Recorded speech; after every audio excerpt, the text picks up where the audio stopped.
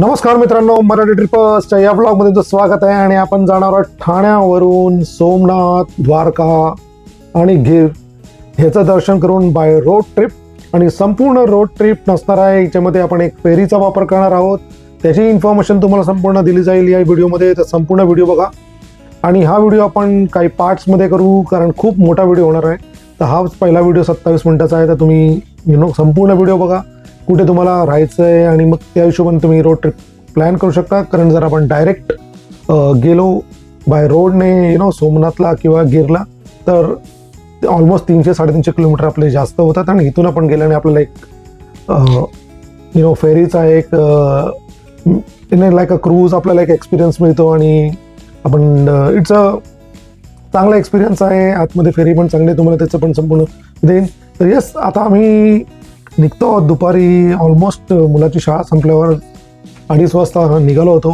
तर हा जनरली एक टाईम नाही आहे निघायचा. तर तुम्हाला जर ही ट्रिप करायची असेल तर तुम्हाला हजिऱ्याला पोचायचं आहे आदल्या दिवशी रात्री. कारण जी फेरीची टायमिंग्स आहे ती सकाळची आहे आणि सकाळी 9 वाजताची ती फेरी, 8 वाजताची फेरी आहे. तुम्हाला 7 वाजता तिकडे पोचायचं आहे. आणि जर तुम्ही लवकर नंबर लावलात तर तुम्हाला कळेल ते पुढे मी कसं सांगतो. हे बघा, ठाण्यापासून जो आपला गुजरात बॉर्डरपर्यंतचा रोड आहे तो अतिशय खराब आहे. ह्याआधी जेव्हा पण मी गुजरातला गेलेलो आहे, जेव्हा पण कन्स्ट्रक्शनचं काम चालू होतं, ऑलमोस्ट 3-3.5 तास सुरतला 4 तास 4.5 तास पोचायला लागायचे. पण मी दुपारी निघाल्यामुळे ॲक्च्युली चांगला टाईम नाही आहे. तुम्ही सकाळी निघा, किंवा जे वेस्टर्नवरून जातात बोरली वगैरेवरून, त्यांना माहीत असेल कुठल्या टायमाला एक्झॅक्टली निघायचं. पण सकाळच्या वेळेला जर तुम्ही निघालात तर टाईम कमी लागेल. मला इथे 9 तास वगैरे काहीतरी लागले होते पोचायला. कारण नंतर अंधार झाला आणि नंतर मग अंधारात गाडी एवढी आपली फास्ट जात नाही. आणि रोड आहे रोडमध्ये खराब रस्ते आहेत आणि हेवी ट्रॅफिक आहे. स्पेशली तुमचं कंटेनर्स, मोठे लोडेड ट्रक्स, तर ते तुम्हाला लक्षात ठेवायचं आहे. गुजरात बॉर्डरपर्यंत रस्ता खराब आहे. 3-3.5 तास मला महाराष्ट्र बॉर्डर क्रॉस करायलाच लागले. त्याच्यानंतर मग रात्र तिथे झाल्यामुळे तिकडचा जो पुढचा एकदम हेवी ट्रॅफिक.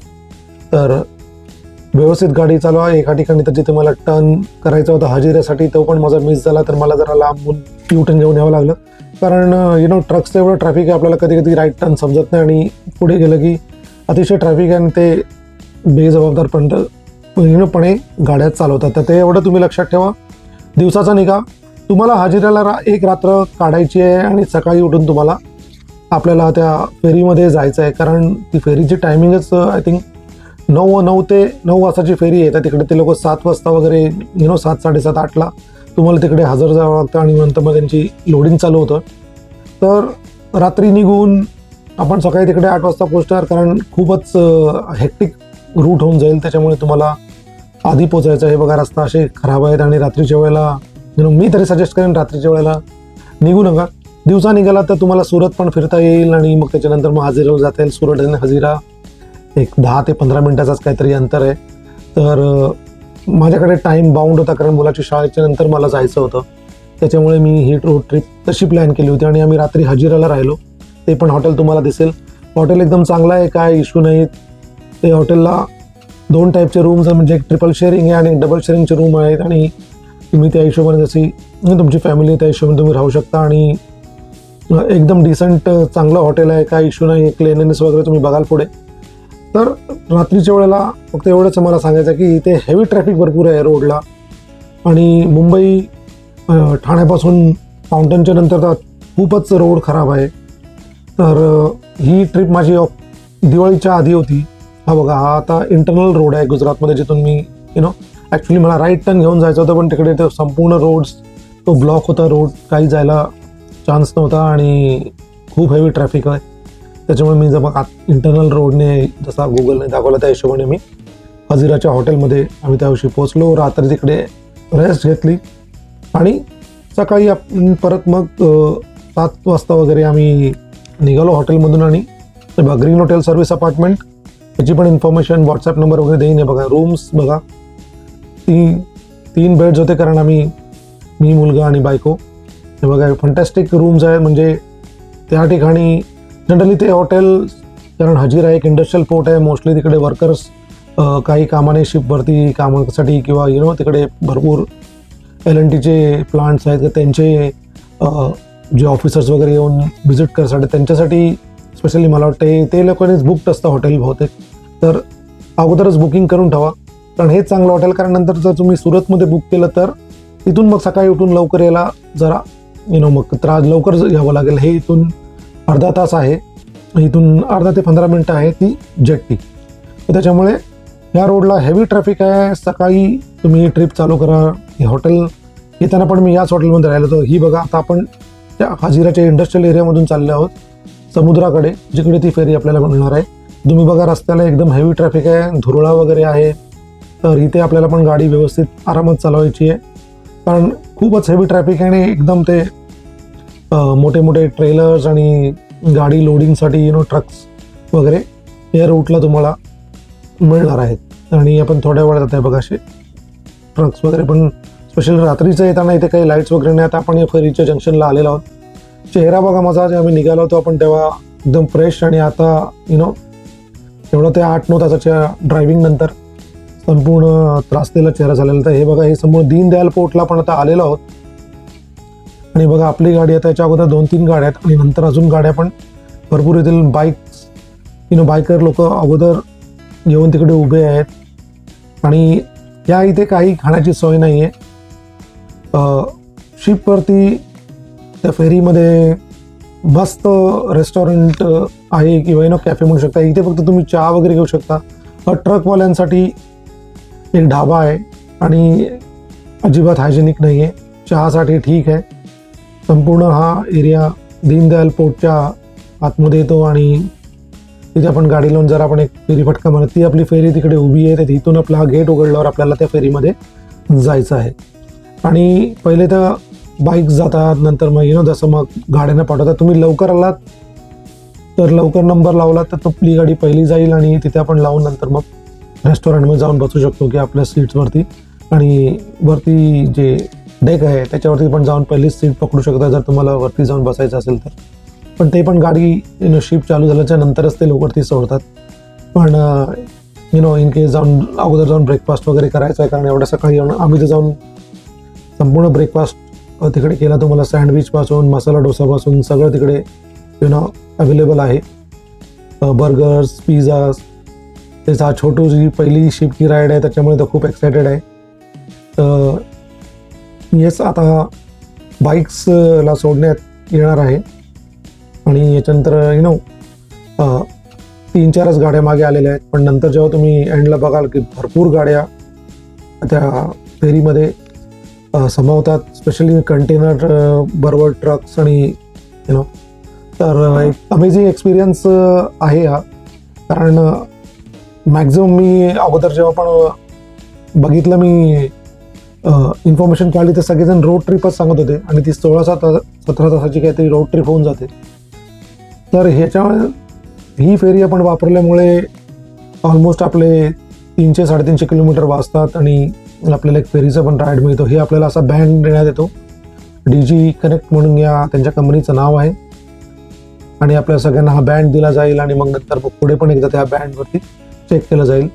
तर येस, आता बँड आपल्या सगळ्या तिघांनाही दिलेला आहे, आणि आता इथून आपल्याला ते लोक डायरेक्शन्स करतील की कसं जायचं आहे. तर बाईक्स एकदा निघून गेल्या की त्याच्यानंतर आपल्या गाड्या निघतात, आणि त्याच्यानंतर मग हळूहळू मोठं ट्रॅफिक हे निघायला चालू होतं. आणि एकदम सिस्टमॅटिक पद्धतीने ते लोक गाड्या लावतात. गाड्यांना काय त्रास नाही काय कुठे आपल्याला असं वाटेल की. आणि संपूर्ण डेक तो गाड्यांनी भरलेला असतो, आणि तुमचे ट्रक्स, मोठे मोठे कंटेनर्स, टोटल ते शेवटी त्यांना एंट्री देतात आणि ते लोक पहिले निघतात. आणि अजून एक पहिले याचं कारण आहे की आपली गाडी जर पहिली असेल तर आपण निघताना पण फर्स्ट निघू, नाहीतर मग आपण शेवटी लावलेली गाडी असेल तर मग तिला तेवढा वेळ लागणार बोट दुसऱ्या साईडला गेल्याच्या नंतर निघायला. येस, आता आपण हळूहळू आता इथून एंट्री सुरू होते. चेकिंग्स होते त्या बँड्सची, नंतर मग ते गाईड करतात आपल्याला डेकवरती जाण्यासाठी. शिपमध्ये एंट्री केल्यावर एकदम चांगला एक्सपिरियन्स आहे. ज्यांनी कधी अशी कारण आपण जर अलिबागची वगैरे किंवा आहे ना कुठे दुसरीकडे महाराष्ट्रामध्ये बोट होती जी लहान असते, ही ऑलमोस्ट तिच्या डबल ट्रिपल साईजची बोट आहे आणि ऑलमोस्ट कॅबिन्स वगैरे लक्झरियस पण आहेत, बेसिकपासून लक्झरी कॅबिन्सपर्यंत आपल्याला या शिपमध्ये मिळणार आहेत, या फेरीमध्ये मिळणार आहेत। आणि त्याच्या हिशोबाने त्याची तिकीट आहे, आम्हाला 3 जणांचे विथ गाडी 3900 3900 लागले होते आणि येताना 3300 3 जणांचे प्लस गाडीचे। तर त्याचं पण मी इन्फॉर्मेशन तुम्हाला तिथे लिंक वगैरे देऊन ठेवतो, त्याच्यामुळे काय तुम्हाला कुठे काही इश्यू होणार नाही। तिकीट्स पण वेगवेगळ्या तिकीट्स आहे, झोपायची पण सोय म्हणजे तशी तुम्ही कॅबिन घेऊ शकता। ते बघा इथे अशी चेक्स होऊन ते लोक पाठवतात आणि त्याच्यानंतर मग आपण आता गाडी आपली शिपच्या मागे रॅम्पवरून घेऊन जाणार आहोत। त्यांचा रॅम्पवरून आपल्याला गाडी घेऊन जायची आणि इथून परत बघा ट्रक्स आणि वगैरे ऑलरेडी खाली लागलेले आहेत आणि वरती जी जागा आहे तिकडे आपण कार पार्क्स करणार आहोत आणि बाईक्स वगैरे पार्क होणार आहेत आणि नंतर मध्ये पण इथे तिथे बघा कोपऱ्यात ट्रक्स ऑलरेडी पार्क्ड आहेत। संपूर्ण बे एरिया जो आहे याचा डेक तो संपूर्ण भरला जाणार आहे। जेव्हा आपण नंतर येऊ परत तेव्हा तुम्हाला अंदाजा येईल आणि इथे तुमची गाडी जरा तुम्हाला व्यवस्थित आरामात चालवायची आहे, कारण एकदम कट टू कट इथून आपल्याला गाडी घेऊन जायची आहे आणि मागच्या गाडीवरती पण लक्ष ठेवा इन केस तुम्हाला रिव्हर्स करायचं असेल तर, कारण एकदम कट टू कट गाडी स्पेशली SUV असेल तर बघा मला जर अशी गाडी रिव्हर्स घ्यावी लागली होती, कारण जर मोठी गाडी असेल मोठी SUV असेल तर तुम्हाला ती आपल्या गाडी सांभाळून चालवायची आणि इथे तिथे त्यांची जो क्रू आहे तो बरोबर गाईड करतो की तुमची गाडी किती अंतरावरती येऊन थांबली पाहिजे आणि ते संपूर्ण व्यवस्थित त्यांचं मॅनेजमेंट आहे। तर ते तुम्हाला इथे इश्यू येणार नाही।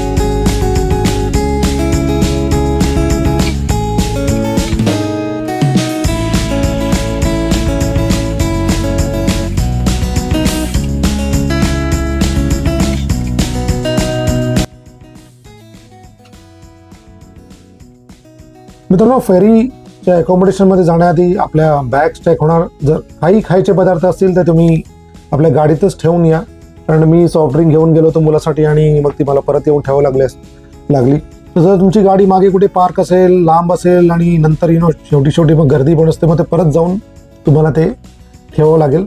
तर म्हणून ही तुम्हाला एक आधीच एक इन्फॉर्मेशन देऊन ठेवतो, तर ते लक्षात ठेवा। बघा अजून गाड्यांची अजून भरपूर इथे गाड्या येणार आणि नंतर तुम्ही शेवटी जेव्हा आपण इथून निघू तेव्हा बघाल की संपूर्ण एरिया भरलेला असतो। तर जेव्हा तुम्ही निघणार असाल तेव्हा पण तुम्ही हे बघा आता आपण अकोमोडेशनमध्ये आलेलो आहोत आणि आता आपण निघू आता वरती आणि पुढे जाऊ। तर लगेच आपण ज्या एरियामध्ये येऊ तिथे त्यांचा जो लाऊंज एरिया आहे आणि तिथून पुढे कॅफेटेरिया आणि मग सगळं तुम्हाला कॅबिन्स वगैरे ते आजूबाजूला सगळं ते आपल्याला दिसणार आहे आणि एकदम क्लीन सिक्युरिटीज आहेत आतमध्ये, ते काही इश्यू नाही आहे। टॉयलेट्स पण ठीकठाकच आहेत, असं काय एवढे पण काय खराब नाहीत का, काय चांगले आहेत। इकडे तुम्हाला एक शॉपिंग एरिया आहे, हा लूंज आहे, इकडे तुम्ही गेमिंग एरिया पण आहे, बसून TV वगैरे बघू शकता, गेम्स इथे अवेलेबल आहेत टाइमपास करण्यासाठी। आणि जे जेवण आहे एक नॉर्मल कॅफेमध्ये जसं जेवण असतं तसं तुम्हाला एक इथे जेवण मिळणार आहे। क्वालिटी पण चांगली आहे आणि रिजनेबल आहे सगळं। मग त्याच्यामुळे काय तो जर तुम्ही कुठे नाश्ता केला नसेल तर इथे तुम्ही व्यवस्थित नाश्ता करून करू शकता, कारण आम्ही तर संपूर्ण इकडे नाश्ता व्यवस्थित करूनच पुढे निघालो होतो, कारण पुढची पण राईड आमची 3-3.5 तासाची 4 तासाची होती इथून गोगावरून पुढे सोमनाथ। इकडे तुम्हाला शॉपिंग सॉव्हिनियर्स सगळे अवेलेबल आहेत, तर ते तुम्ही इथून त्याचा हवं तर तुम्ही घेऊ शकता आणि गेम्स पण आहेत। तर आपण कॅफेटेरियामध्ये आता एंट्री करूया। हे बघा चांगला कॅफेटेरिया आहे, भरपूर सिटिंग अरेंजमेंट्स आहेत, वॉश बेसिन्स आणि एक व्यवस्थित अरेंजमेंट केलेली आहे की तुम्हाला इथे तुमचे पैसे वसूल होतात असा हा ट्रिप तुम्ही करू शकता। तर फुल फॅमिलीबरोबर इथून येणार असाल तर माझं तर म्हणणं आहे की एकदा ट्रिप ही तुम्ही करा, एक तुम्हाला एन्जॉयमेंट होईल, कारण 4-5 तासाची ट्रिप आहे, तर तुम्हाला इथून सँडविचेस आहे ना व्यवस्थित आहे, रिजनेबल प्राइसिंग आहे. असं तर मला काय वाटतं नाही की आवडवी प्राइसिंग वगैरे जी आपल्या मुंबईमध्येची प्राइसिंग आहे तीच आहे इकडे. आणि सँडविचेस, पिझ्झाज, कॉफी 25 रुपये वगैरे असे काहीतरी चहा कॉफी आहे. आणि टोटल जो क्राऊड आहे किंवा जो त्यांचा स्टाफ आहे एकदम हेल्पफुल आहे आणि सर्व्हिस पण फास्ट आहे. त्याच्यामुळे आम्ही जेव्हा रिटर्न ट्रिप पण जी केली होती तेव्हा बोटीनेच केली होती, त्याची पण तिकीट अगोदरच बुक केली होती. तिथे आम्ही इथूनच जेवून टोटल खाऊन पिऊन निघालो होतो, कारण रात्री 9, 9:30 का 10ला ती परत शिप येते परत. आणि तोपर्यंत ऑलमोस्ट हजिरामध्ये हॉटेल्स बंद झालेले असतात. तर पोटपूजा झाल्यावर आपण आता आपल्या रूमवरती जाऊ, म्हणजे किंवा आपल्या सीट जरा चेक करू काय सीट्स आहेत आणि आपल्याला काय ऑफर आहे, म्हणजे काय मिळतं एवढ्या पैशामध्ये सीट्समध्ये. तर ते तुम्हाला एका मी ते दाखवतो, म्हणजे तुम्हाला एक अंदाजा येईल. तर हे बघा, इथून आपण राईड घेतल्यावर आपल्याला रूम्स असणार आहे जिकडे आपण आपली सेटिंग असणार आहे ना, एक्झिक्युटिव्ह जशी तुमची तिकीट आहे त्या हिशोबाने. तर एकदम पॉश पण एरिया आहे, त्याचा पण मी तुम्हाला एक झलक दाखवतो. तर त्याची तिकीट पण जरा महागच असणार आहे, कारण बहुतेक तिकडे त्यांना आतमध्येच टॉयलेट वगैरे असणार आहे. तर हे बघा, राईट लेफ्टला असे कॅबिन्स आहेत. तर एक साईडला तुम्हाला इथे दिसेल एक्झिक्युटिव्ह क्लास आहे, बिझनेस क्लास आहे. आणि माझ्या हिशोबाने तुम्ही जर सिम्पल जी एक्झिक्युटिव्ह क्लास आहे किंवा त्याच्या पण जर कुठली खालची तिकीट असेल दिवसातून घेतली, कारण तिथे बसून काही जर म्हातारी वगैरे माणसं असतील तर तुम्ही ही घेऊ शकता. पण ह्याच्यापेक्षा जर ही फक्त यंग मुलं आहेत किंवा ज्यांना फक्त जाऊन आपण डेकवरती एन्जॉय करणार आहोत, तर मग ह्याच्यावरती एवढा खर्च करण्यात काही अर्थ नाही. कारण इथे TV वगैरे तुम्हाला मिळेल, सेटिंग चांगली आहे, त्याला काही इश्यू नाही. त्याच्यानंतर बिझनेस क्लासचे पण जे सेटिंग्स आहेत ते पण चांगले आहेत. त्याच्यानंतर जो कॅम्बे बे आहे ते तर एक्सक्लुसिव्ह आहे. तर माझ्या हिशोबाने आम्ही मॅक्झिमम तर कॅफेटेरियामध्ये बसलो होतो. जेव्हा संध्याकाळी आलो तेव्हा मी इथे आलोच नाही. इन केस जर तुमच्याबरोबर म्हातारी माणसं असेल की ज्यांना उभं राहता येत नाही, तर तुम्ही तिकडे ती अशी बुकिंग करू शकता. ते तुम्हाला त्या वेबसाईटवरती संपूर्ण अवेलेबल आहे. ही आहे स्पेशल ती जी ॲडिशनल लक्झरी. ते एकाला विचारलं होतं, त्याने मग ती मला उघडून दाखवली होती. तर आपण जे सिनेपॉलिसमध्ये जी लक्झरी सीट्स वगैरे वगैरे यांचं असं हे एक्स्ट्रा आहे यांच्यासाठी. बाकी सेटिंग मला वाटतं ती रिक्लायनर वगैरे असणार आहे. तर याच त्याची किंमत जरा जास्त असणार आहे. ही बघा, ही आहे रूट, म्हणजे हा आहे रूट तिथून हजिरावरून तिकडे जाण्यासाठी. आणि आता आपण वरती डेकवरती जाऊया, ओपन डेकवरती, आणि बघूया की तिकडे काय हंगाम आहे. कारण जेव्हा आपण ही सकाळची जेव्हा ट्रिप मारतो तेव्हा टोटल यावरती जे सीट्स आहेत तर टोटल फुल होऊन जातात. तर आपल्याला इकडे जर बसायचं असेल तर ते येऊन जरा लवकर येऊन आपल्याला जशी ही शिप निघते त्याच्यानंतरच ती वरती एंट्री ओपन होते. आणि इथे म्युझिक वगैरे चालू असतं आणि तुम्ही इकडे फोटोग्राफी वगैरे सगळं करू शकता. हा संपूर्ण एरिया तुम्हाला दिसतोय ते टॉप डेक आहे. आणि याच्यावरती तुम्ही इथे आपली फोटोग्राफीज जे पण तुम्हाला करायचं आहे ते तुम्ही इथे करू शकता. एवढं सांभाळा की रेलिंग्सच्या इथे जास्त त्याच्यावरून वाकून बघू नका, कारण टोटल संपूर्ण मेटल आहे. काय लागलं तर उगाचच खूप इंजरी होऊन बसेल. आणि चांगला वेदर असेल. आता जर तुम्ही डिसेंबर वगैरे जर गेला तर चांगलं क्लायमेट मिळणार आहे. पण भरपूर लोक इथून जे जातात ते दीवला जातात तिकडे पार्टी करण्यासाठी, कारण ते त्यांच्यासाठी गोवासारखं आहे आणि दारू तिकडे स्वस्त वगैरे आहे. ते बघा, शिप निघालेली आहे. टोटल समुद्र एकदम शांत आहे, काय इश्यू नाही. काय समुद्राला ज्यांना शिप अजिबात हालत वगैरे काही नाही. शॉर्ट रनच आहे कारण ती बेमध्ये आहे. आणि टोटल एन्जॉयमेंटसारखं तुम्ही बघू शकता, कारण म्युझिक सिस्टम वगैरे टोटल इथे वरती चालू आहे, गाणी वगैरे चालू असतात. तर इथे तुम्ही आपला वेळ घालवू शकता. म्हणून मी म्हटलं की जर तुम्ही तिकीट जर कमीमधली घेणार असाल तर ती, कारण वरती जर तुम्ही टाईमपास करणार असाल तर बेस्ट आहे. किंवा कॅफेटेरियामध्ये, पण कॅफेटेरियामध्ये ऑलमोस्ट एक तास तुम्ही काढू शकता, वरती 1 तास काढू शकता. तर इथे तुमचा हा टाईमपास होऊ शकतो. आणि वरती चांगली हवा वगैरे होती. जेव्हा आम्ही ऑलमोस्ट दिवाळीच्या आदल्या 2-4 दिवस अगोदर गेलो होतो हा 2 फनल्स आहे, त्या बाजूचा जो एरिया आहे तो शिप्सच्या स्टाफचा आहे, तिकडे आपल्याला जायला एंट्री नाही आहे, तर त्या बाजूला जाऊ नका. आणि ऑलमोस्ट एक चांगला एक्सपिरियन्स तुम्हाला इथे घेता येईल या ट्रिपमध्ये. 3,900 प्लस ती मोठी गाडी होती म्हणून गाडीच्या हिशोबाने पैसे लावलेले आहेत. ते इथे गेमिंग एरिया आहे, ते तुम्ही पैसे भरून 50 रुपये 100 रुपये असं काहीतरी गेमिंग एरिया आहे तिकडे मुलांसाठी, तर तो पण तुम्ही एक एन्जॉयमेंट घेऊ शकता. टाइमपास मस्तीची भरपूर सोय या लोकांनी केलेली आहे. गेम्स आपण फॅमिलीबरोबर खेळून आपला टाईम इथे व्यवस्थित काढू शकतो, एक पिकनिकची मजा घेऊ शकतो. आणि असं करत करत आपण भोगाला पोचतो. ऑलमोस्ट 9 वाजता चालू होते, तिकडून जी बोट सुटते ती ऑलमोस्ट 1 वाजेपर्यंत इकडे पोचते. तर एक सजेशन आहे, जर तुम्ही शेवटी, कारण आपल्याला वरती शेवटी थांबवून देत नाही ते लोक, अर्धा तास अगोदर खाली बोलवतात परत कॅफेटेरियामध्ये या तुमच्या रूममध्ये येऊन बसा. तर कॅफेटेरियामध्ये येऊन अगोदरच जागा पकडून ठेवा खिडकीच्या बाजूची, तर तुम्हाला बघा हा टग जशी शिपला पुश करतो हे सगळं बघायला मिळेल. आणि तो एक वेगळाच एक्सपिरियन्स आहे. टग शिपला इथे धक्क्याला लावणार आहे आणि त्याच्यानंतर मग आपण एकदा ती लागली की मग गार्ड्स आपल्याला सांगतात की आता तुम्ही आपल्या आपल्या गाड्यांमध्ये बसा. हे बघा संपूर्ण बायकर्स रेडी आहेत, ट्रक्स सगळे रेडी आहेत आणि आता आपण आपल्या गाडीमध्ये जाऊ. जसं मी म्हटलं की संपूर्ण हा डेक एरिया त्यांचा कार्गो लोडिंग एरिया संपूर्ण भरलेला आहे. रॅम्प आता बंद आहे, तर रॅम्प ओपन झाल्याच्या नंतर पहिले मोठे मोठे ट्रक्स निघतील, तर आपण आपल्या गाडीमध्ये येऊन बसायचं आहे आणि नंतर मग ही जी संपूर्ण जो ताफा निघणार आहे त्याची आपण मजा घेऊया. तर 4 तास तुमचे एकदम व्यवस्थित जातात. तुम्हाला तिकडे काय रूमवरती बसून करण्याची गरज नाही. जे रेग्युलर आहेत ते लोक रूममध्ये बसून ते TV वगैरे बघत असतात आणि जे फर्स्ट टाइम्स वगैरे आहे ते आपण तिकडे वरती जाऊन एन्जॉय करू शकतो.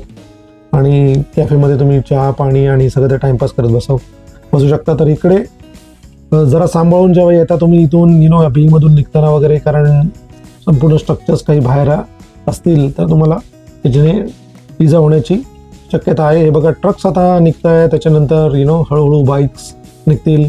तर रिव्हर्समध्ये ट्रक निघणार म्हणजे त्याला वेळ लागणार. म्हणून मी म्हटलं की तुमची गाडी जेव्हा तुम्ही फर्स्ट घेऊन येता, जसं तुम्ही पहिली एंट्री केली तशी तुम्ही पहिले आउट होणार. ज्या गाड्या बघा त्या बाजूला आहेत ते ह्या गाड्या निघाल्याच्या नंतरच जाऊ शकतात. तर ते काही आता बाईक्स निघत आहेत आणि बाईकच्या नंतर मग आपण आपली गाडी सोडायची आहे. तर संपूर्ण अरेंजमेंट किंवा त्यांची जी मॅनेजमेंट आहे एकदम टॉप क्लास आहे. कुठे कोणाला काही त्रास नाही, व्यवस्थित त्याला यांचे सिग्नल्स देत आहेत. आणि मी स्वतः शिपवरती काम करत असल्यामुळे जे इंटरनॅशनल शिप्स वगैरे जातात त्या लेवलचंच मी सांगू शकतो की ते जी त्यांची मॅनेजमेंट आहे. आणि कार केअर वगैरेमध्ये पण पहिलं मी फक्त जाऊन फिरून असं आलो होतो जसं बघून, पण आता पहिल्यांदा मी अशा फेरीमध्ये, एवढ्या मोठ्या फेरीमध्ये आपली कार घेऊन वगैरे गेलो होतो. दाभोळची वगैरे फेरी आपण केलेली आहे किंवा आपल्या अलिबागची फेरी, त्या छोट्या आहेत, त्यांच्या 3 पट मोठी फेरी आहे आणि आतमधली जी फॅसिलिटीज आहे उत्तम आहे, कारण तेवढे पैसे ते लोक घेत आहेत. ऑनलाईन बुकिंग आहे आणि तिकडे पण जाऊन मला वाटतं तुम्ही तिकीट काढू शकता, पण ऑनलाईन बुकिंग DG कनेक्टच्या वेबसाईटवरून तुम्ही ती काढलेली अतिशय उत्तम. पण हे एकच आहे की तुम्हाला सकाळी तिकडे 8 वाजता 7:30-8 पर्यंत तुम्हाला रिपोर्टिंग आहे आणि त्याच्यानंतर मग लोडिंग चालू होते. तर जेवढ्या लवकर तुम्ही याल तेवढं तुमच्यासाठी बेस्ट आहे. जे बोरिवली वगैरे त्या बाजूने जाणार आहेत त्यांना तो 1 तास ठाण्यावरून कमी पडतो. आता आपण निघतोय परत या रॅम्पवरून आणि शिपमधून बाहेर आणि इथून संपूर्ण रस्ता याच्यानंतर पुढे जे सोमनाथचं आहे एकदम टकाटक आहे. एवढी मला रेकॉर्डिंग करता आली नाही किंवा माझी ती झाली नाही, कारण ते डिलीट झालं माझ्या 4K म्हणून, कारण एकच कार्ड होतं आणि ते माझ्या एवढ्या लक्षात नाही आलं की 4Kची रेकॉर्डिंग खूप मोठी होते. तर हे बघा तुम्हाला एकदम क्लिअर कट 4K मध्ये सगळं दिसतंय. इथून आपल्याला गाडी एकदम आरामात घेऊन जायची, काय घाई नाही, कारण जोपर्यंत आपण त्या पोर्ट एरियाच्या बाहेर निघत नाही तोपर्यंत गाडी आरामात चालवा. त्याच्यानंतर तुम्हाला एकदम सुसाट रस्ता आहे सोमनाथपर्यंत. तर मग मित्रांनो, व्हिडिओला लाईक करा, सबस्क्राईब करा, शेअर करा आणि तुम्हाला जर ही ट्रिप करायची असेल तर काही इन्फॉर्मेशन हवी असेल तर तुम्ही नक्की कमेंट करा, व्हॉट्सअप नंबरवरती करा. मी तुम्हाला नक्कीच संपूर्ण इन्फॉर्मेशन देईन. जय हिंद, जय भारत, जय महाराष्ट्र.